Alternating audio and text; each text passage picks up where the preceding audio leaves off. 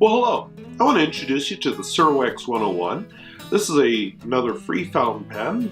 It was often delivered as an extra in orders, so it's my first pen of official Indian manufacture. But anyway, this is a Serwex. Mr. Tardif does not sell it. 101, it was a free pen. I obtained mine from Chris Rapp 52, who I have mentioned before, because he really surprised me with a donation of quite a number of pens. Some of them vintage, some of them like this, just, cheap free pens that he just thought it'd be fun for me to review at some point. It's not a bad looking pen. Let's zoom in a little. I have manual zoom, so yeah. So, gold plated nib, it's nothing special. The feed, it's hard to tell in this lighting. If I still had my daylight, you could tell. But it kind of looks like somebody's mouse or dog has been chewing at it. It's very rough.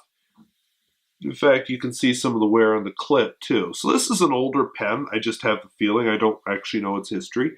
I had to put silicone grease here. I discovered that, yeah, the ink does really make its way down the threads if you don't. And I like this effect, even though it's not totally straight.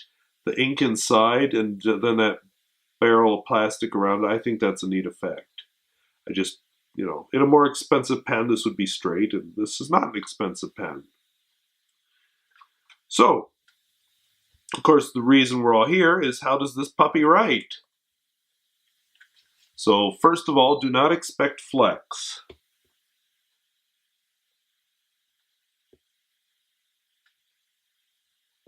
Meh. I won't go as far as calling it a nail, but there's not a lot of line variation there. Smear test. Of course, that's half a function of the ink. Not bad flow. And you put down a puddle of ink there. Wetness and flow. Keeps up. I'm not skipping or anything.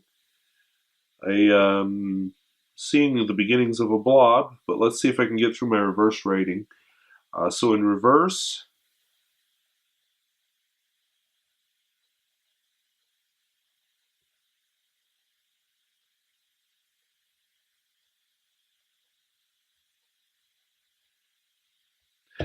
now they say you're. Oh, by the way, the effect of that was like a fine or an extra fine, not a little bit scratchy, not too bad.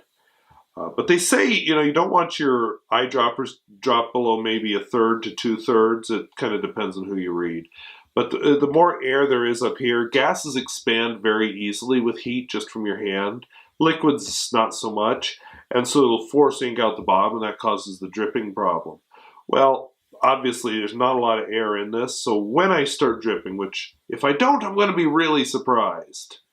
I'll pick a longer quote here just to give it its chance to drip.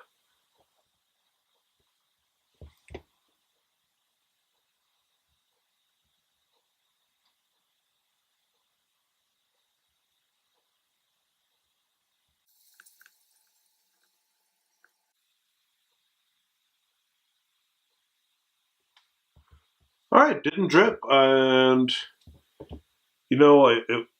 there was a couple drops right when I first filled it, but part of that had to do with equalizing pressure. So I'll be honest, I'm happy it didn't drip. The writing experience is surprisingly smooth. You're not going to think, oh, I'm holding an expensive pen at any point, but it is a nice pen. I'm very comfortable with it. It doesn't have that solid feel like a lot of the cheaper Pilot pens do, but it's not bad. I don't care for eyedroppers. This is more of a pen I fool around with. It's not a pen I would use regularly.